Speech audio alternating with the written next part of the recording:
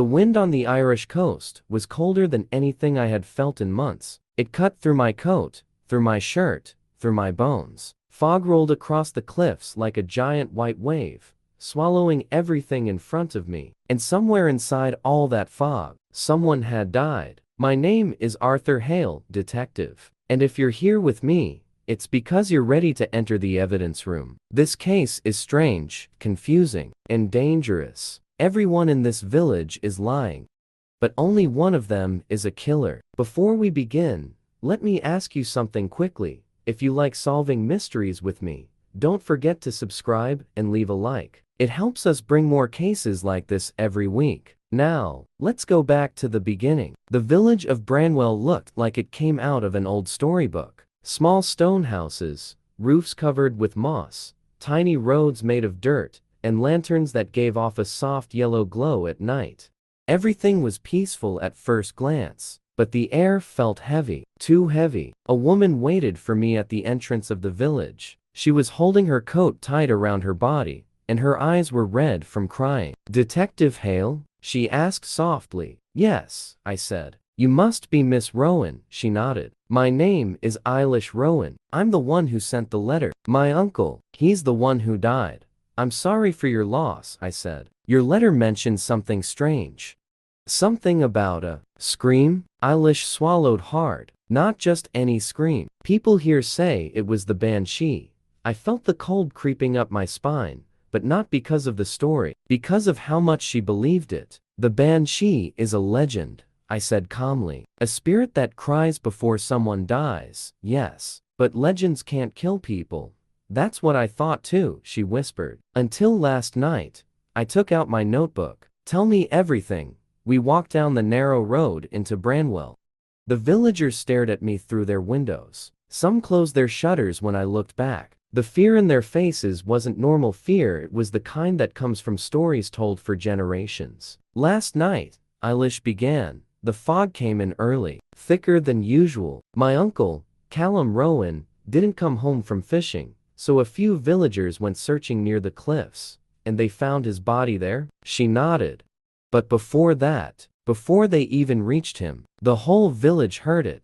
She paused. "The cry, what did it sound like?" "Like a woman screaming," Eilish said, "but not like a woman in pain. It was too long, too loud, too sad. And the air felt colder when it happened, like the world froze for a second." She hugged herself. "And some people swear they saw a shape, a white figure in the fog."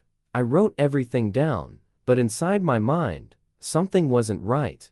Cries don't travel that far naturally in fog. Fog usually absorbs sound, not spreads it. Someone wanted them to believe it. We reached the small house where Callum's body had been taken. The door creaked as we entered. Inside, an old doctor waited for us. Dr. Kellen, a man with round glasses and shaky hands. "Detective," he said, "it's good you came." He pulled the sheet back from the body. Callum Rowan's face was pale and stiff, but there was something else. Bruises, deep ones, around his wrists, around his arms, and one large one near his ribs. "These don't look like injuries from falling off a cliff," I said. Dr. Kellen nodded slowly. "That's what I tried to tell them, but the villagers won't hear it. They're too scared of the Banshee." I bent down and checked Callum's hands. Under one fingernail, a tiny piece of green wool. I placed it carefully into an evidence bag. Eilish gasped quietly behind me. That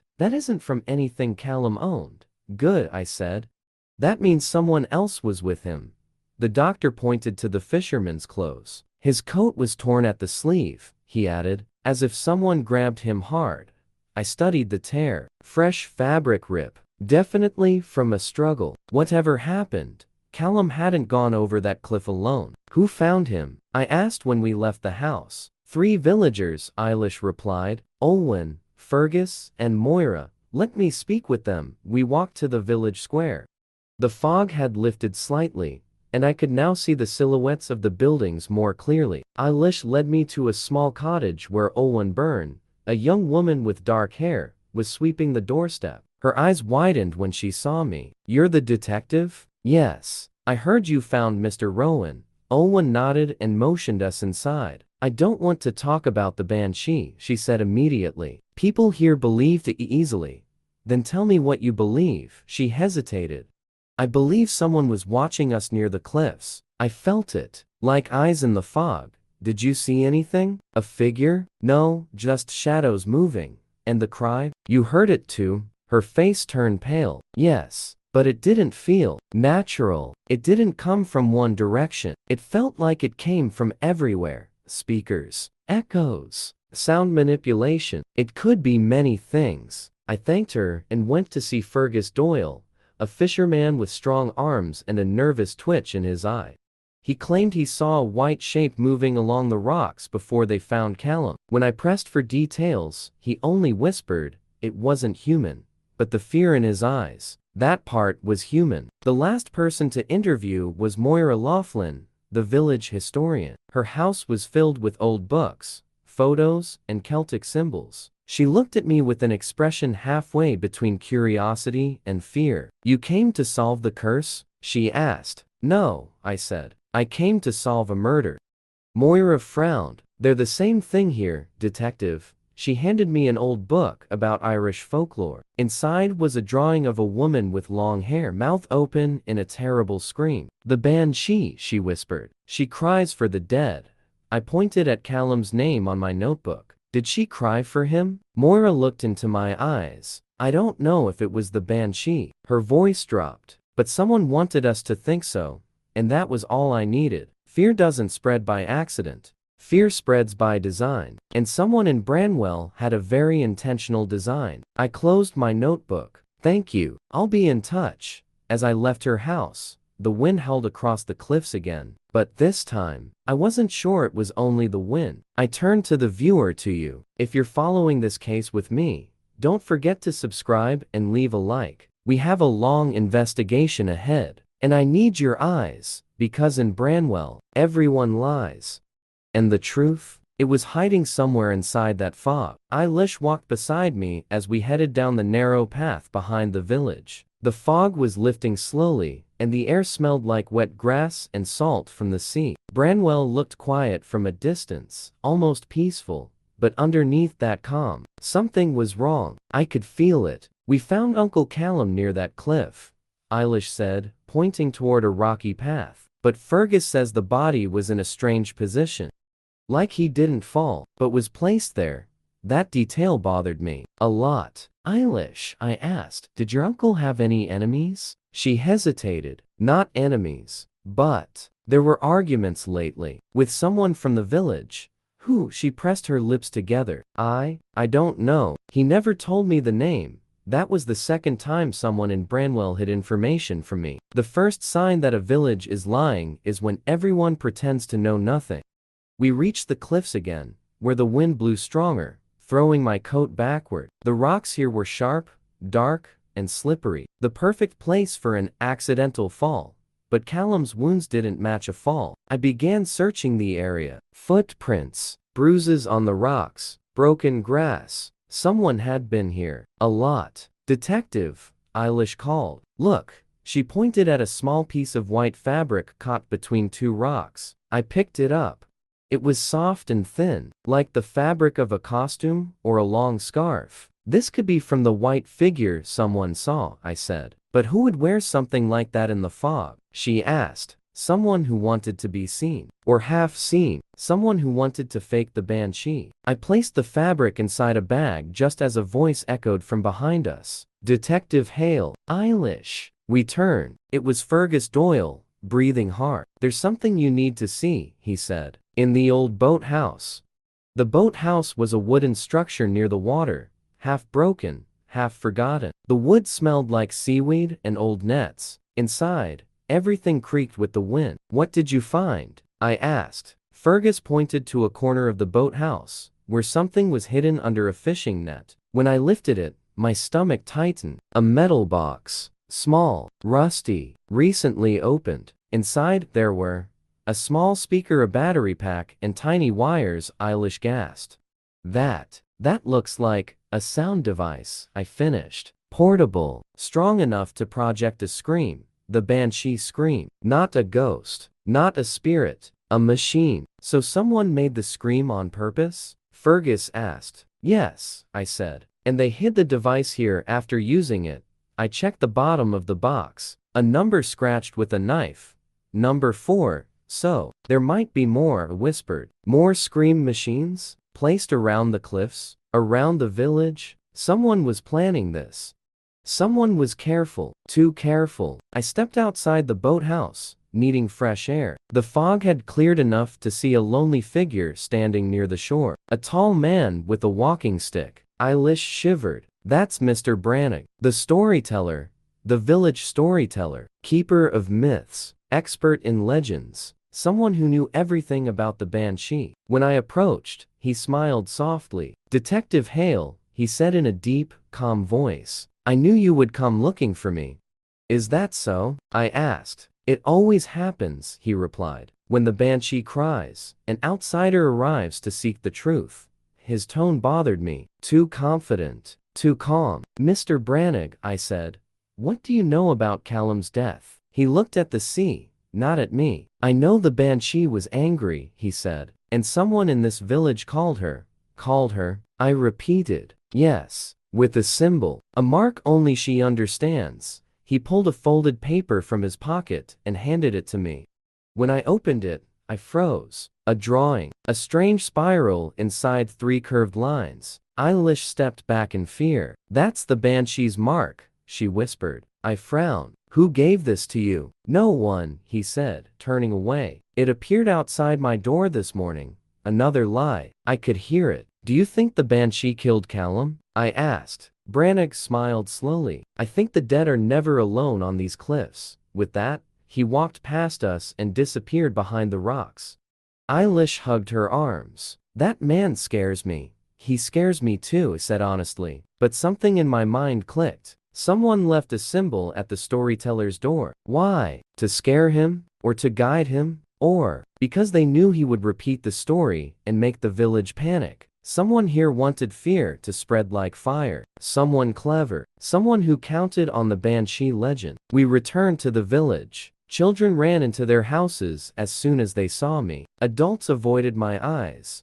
Fear was thick in the air. As we walked through the square, I decided to talk directly to the viewer following this investigation. If you're still with me, I said quietly, don't forget to subscribe and leave a like. This case is bigger than it looks, and I need your help to catch the killer.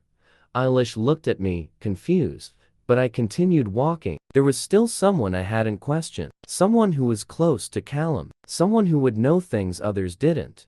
The village innkeeper, Siobhan Marsh. Her inn was warm, filled with the smell of stew and burning wood. When she saw me, her face stiffened. Detective Hale, she said. I figured you would come, Miss Marsh, I said. I need to ask you some questions. She nodded once. I knew Callum well, she said. Too well, maybe.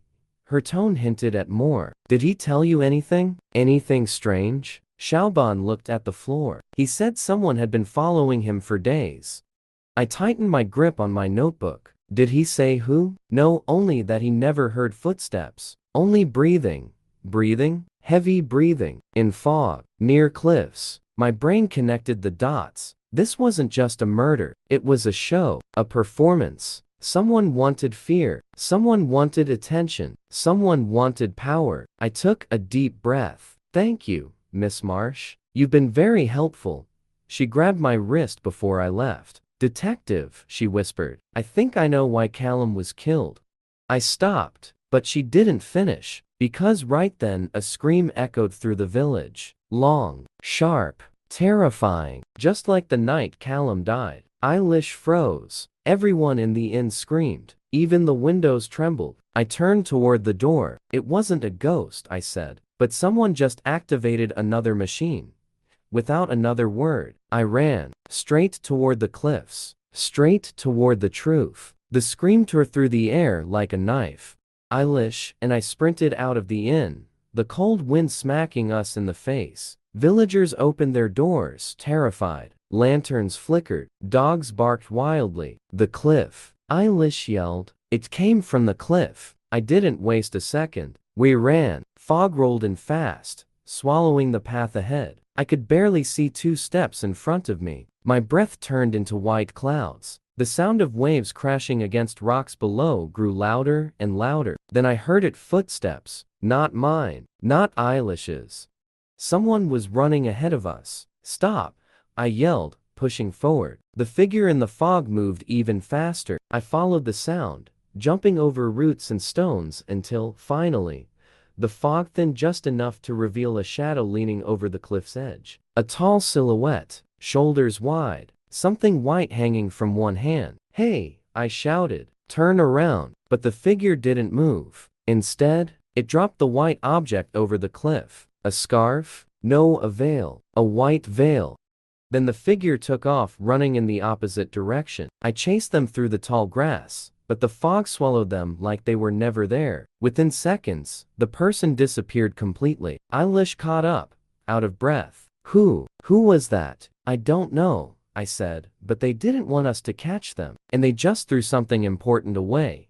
We knelt at the edge of the cliff. The veil had landed on a lower rock ledge. I used a long branch to pull it up just enough to grab it safely. It was made of thin, shimmering fabric, not cheap, hand-stitched, smelled like lavender. "Detective," Eilish whispered. "That looks like something Moira the historian would wear." She wasn't wrong. I remembered the shawl Moira wore earlier. The colors weren't the same, but the style was similar. "Maybe," I said, "but we can't jump to conclusions." We headed back toward the village. But halfway there, something shiny caught my eye. A metal hook, attached to a branch. Someone had placed it deliberately. "Eilish," I said slowly. "This could have been used to hang a sound device in the trees, or to lower something down the cliff." She swallowed. "You think someone planned all of this?" "Yes," I said. "And they rehearsed it." When we returned to the village square, a crowd had gathered around the church. "What's happening?" I asked a man. He pointed at the church doors. "Someone left that there, carved into the wood with something sharp." Was the Banshee symbol, the same symbol Mr. Brannig, the storyteller, had shown me earlier. 3 curved lines with a spiral in the center. People murmured, terrified. "She's angry. She's coming for someone. This is a curse." I raised my voice. "This isn't a curse. Someone is trying to scare you." But fear spreads faster than truth. A woman grabbed my sleeve. "Detective, will we be safe tonight?" I looked into her eyes. Her hands shook. She wasn't acting. "Yes," I said firmly. "I promise." Eilish leaned in. "We need to talk to Moira again. Or maybe Brannig. They know things." I nodded. "We start with Brannig." We found him sitting near the edge of the cemetery, staring at the sea. His walking stick leaned against his knee. "Mr. Brannig," I said. "Who carved the symbol on the church door?" He raised his eyes to me slowly. "I told you," he said. "When the Banshee cries, she leaves signs." "That's not an answer," I said. "Tell me the truth." He sighed and leaned back. "Detective Hale, I didn't carve anything, but I know why someone did." "Why?" "To warn the village." "Warn them about what?" Brannig hesitated. "Callum found something." A long silence followed. "Something he shouldn't have found." "What was it?" I pushed, but Brannig looked away and refused to speak again. Eilish crossed her arms. "I don't trust him." "I don't either," I said, "but he knows something important." We left him behind and headed to Moira's house. On the way, the fog grew even thicker. Lanterns glowed like little stars lost in cotton. Moira opened the door before I even knocked. "You came," she said, strangely calm. "Yes," I replied. "We need to talk." She let us in. Her house was filled with old books, candles, drawings, and scarves. Many scarves, some of them white. "Moira," I said, "where were you when the scream happened?" "In my house," she answered. "Reading." "Can anyone confirm that?" "No." Eilish looked around and spotted something. On a chair near the fireplace lay a white veil, identical to the one we found on the cliffs. "Detective," she whispered. Moira followed our gaze and narrowed her eyes. "You think I killed Callum?" "I think you need to explain why you have something very similar to the object the suspect dropped tonight." She laughed softly. "You think only I own white veils here? Half the women in Branwell do." She had a point. "And the sound device in the boathouse?" I asked. "Do you know anything about that?" Moira's face grew serious. I know that whoever is doing this wants the village to fall apart. And if they are using the Banshee's image, then they know our fears well. She stepped closer. And they know our stories. Meaning, Branwell? Eilish asked. Moira shrugged. He talks too much. He scares people. But murder? She shook her head. No, he's not strong enough. Something about her answer felt true, and something else felt very false. We stepped outside again. Night was falling fast, and the fog glowed with a strange bluish color as lanterns lit up the paths. Detective, Eilish said, you look worried. I am. Why? Because whoever killed Callum is accelerating their plan. She blinked. What do you mean? Think, I said. First, they used the scream to distract everyone. Then they placed the body on the cliffs. Today, they carved symbols. They planted veils. They created panic. And now, I said slowly, they're preparing for something bigger. Just then a sound echoed behind us. Not a scream this time. A whisper, soft, low, right behind my ear. Detective, Eilish grabbed my arm. What was that? I turned sharply. In the fog, there was a figure, not moving, not breathing, just standing, staring. Long hair, white dress, face hidden behind shadows. But then the figure flickered, like a projection. Then it vanished. Not walked, not ran, vanished. Eilish's voice trembled. Was that a ghost? No, I said. It was something else. A hologram, a reflection, a projection onto the fog. Someone was mixing old fears with new technology, and they were getting bolder. We made our way back to the inn. As we stepped inside, the villagers fell silent. They were waiting for answers. But I didn't have them yet. I turned to the viewer again. If you're still with me, I said quietly, stay sharp. We're getting close, but the killer is smarter than we thought, and the next move could be the most dangerous. Eilish sat beside me. What do we do now? I closed my notebook. We set a trap. She looked surprised. A trap? For who? For the one who needs the Banshee the most. Because one person in Branwell wasn't afraid of the screams, wasn't afraid of the fog, wasn't afraid of the legend. One person was using all of it. And tonight, they would show themselves. Night in Branwell felt heavier than usual. Even the air seemed to wait. Eilish and I stood near the cliffs, lantern light swaying in the wind. The sky was dark, the moon hidden behind thick clouds. The fog rolled in like a slow living thing. Are you sure this will work? She asked. Yes, I said. Because the killer believes they're smarter than everyone else, including me. We weren't alone. Hidden behind rocks, behind trees, behind boats, several villagers waited quietly, ready to watch the trap unfold. Because tonight, the killer needed the Banshee to appear again, and I would make sure the whole village saw the truth. I placed one of the sound devices from the boathouse on a rock not activated, but close enough to seem suspicious, close enough to attract the person who wanted it. Then we waited. Minutes passed. Fog thickened. Waves crashed harder. The wind grew colder. Then crunch. Footsteps. Slow. Cautious. Careful. Someone approached the device. Eilish squeezed my arm. Detective. Someone's there. We saw a silhouette moving in the mist. A figure bending down, reaching for the device. That's when I stepped forward. Don't move. The figure froze. Fog swirled. Lantern light flickered. And finally, they turned around. Not Moira. Not Fergus. Not Branwell. It was Siobhan Marsh, the innkeeper. Her eyes widened. Detective Hale, I can explain.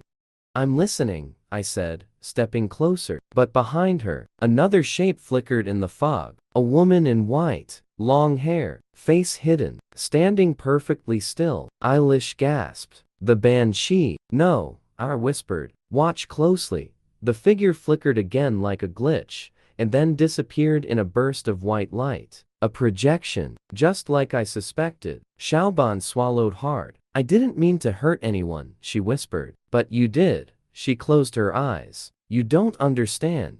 The village, it was dying. People were leaving. Businesses were closing. Callum wanted to sell his land. Branwell was going to disappear from the map.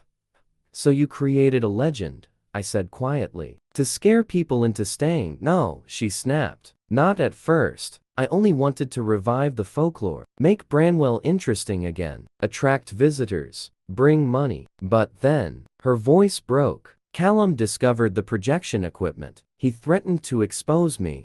And you killed him to keep your secret, I finished. She shook her head violently. I didn't mean to. We argued near the cliffs. He tried to grab the veil I was wearing. I panicked. He slipped. I tried to save him, but her voice cracked completely. But he fell. Eilish covered her mouth, horrified. And the screams? I asked. I placed the devices around the village. The sound would echo in the fog. Everyone would believe the Banshee had returned. And the symbols? That was Mr. Branwell. He believed the legend too much. I never told him what I was doing. He carved symbols because he thought the Banshee was warning us. I sighed. A tragic chain of fear and misunderstanding. But tonight, I said, you came back to collect your devices. She nodded slowly. I couldn't let anyone find them. The villagers stepped from the shadows, faces filled with shock, anger, madness. Siobhan looked at all of them with tears in her eyes. I only wanted to save Branwell, she whispered, not destroy it.